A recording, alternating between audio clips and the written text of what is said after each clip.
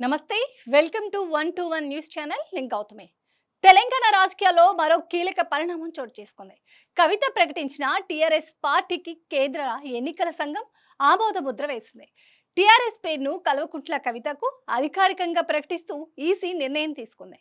ఈ నెల 25న కల్వకుంట్ల కవిత ఆమె పెట్టిన పార్టీకి తెలంగాణ రాష్ట్ర సేనగా ప్రకటించారు. అయితే ఈసీ తెలంగాణ రక్షణ సేన పేరును ఆమోదించింది. బంజారాహిల్స్లోని కవిత ఇంటికి వెళ్లిన ఎలక్షన్ కమిషన్ అధికారులు పార్టీకి అనుమతిస్తూ లేఖను అందజేశారు. కవిత టీఆర్ఎస్ పేరు ప్రకటించడమే పెద్ద సంచలనంగా మారింది.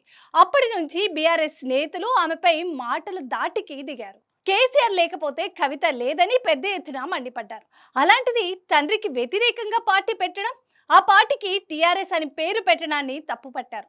అంతేకాదు, టీఆర్ఎస్ పేరును కవిత పార్టీకి ఇవ్వొద్దంటూ కొంతమంది బీఆర్ఎస్ నేతలు ఈసీకి లేఖ కూడా రాశారు. కానీ ఆ పేరును సాధించడంలో కవిత విజయం సాధించారు. నిజానికి ఇది చిన్న విషయం కాదు, చాలా పెద్ద వ్యూహాత్మక విజయం. అంతేకాదు, కవిత వేస్తున్న తొలి అడుగులు అనుకున్నట్టు పడుతున్నాయి కాబట్టి ఆమెలో ఉత్సాహాన్ని కూడా పెంచాయి. అయితే ఎదుగుదల మొదట నష్టం చేసింది బీఆర్ఎస్కే.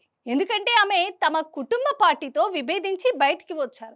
దానికి తోడు ఆమె తన పార్టీకి టీఆర్ఎస్ అనే పేరు పెట్టడం, దాన్ని ఈసీ ఆమోదించడం బీఆర్ఎస్ కు వ్యూహాత్మకంగానే కాదు, ఓటు బ్యాంకు పరంగానూ నష్టం చేస్తుందని విశ్లేషకులు భావిస్తున్నారు. నిజానికి టీఆర్ఎస్ ను బీఆర్ఎస్ గా మార్చడమే ఆ పార్టీకి తీరని నష్టం చేసిందని చాలా మంది భావిస్తున్నారు. కానీ కేసీఆర్ ఆలోచనలు మాత్రం వేరేలా ఉండేవి.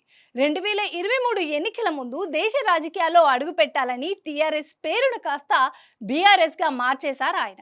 అన్ని రాష్ట్రాల్లోనూ బీజేపీతో యుద్ధం చేస్తామని ప్రకటించారు. అన్ని రాష్ట్రాల్లో పక్కన పెడితే సొంత రాష్ట్రంలో కూడా బీఆర్ఎస్ అధికారానికి దూరం అయిపోయింది.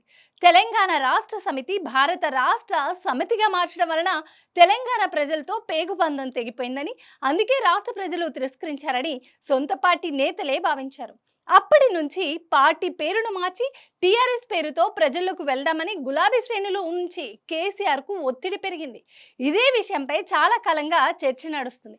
ఈ మధ్య కాలంలో బీఆర్ఎస్ ను టీఆర్ఎస్ గా మార్చే డిమాండ్ గురించి ఆలోచిస్తున్నామని కేటీఆర్ అన్నారు.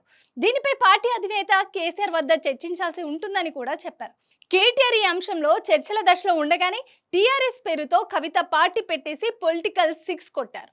దానికి తోడు ఈసీ కూడా ఆ పార్టీని ఆమోదించడం బీఆర్ఎస్ కు పెద్ద దెబ్బే అనే చెప్పాలి.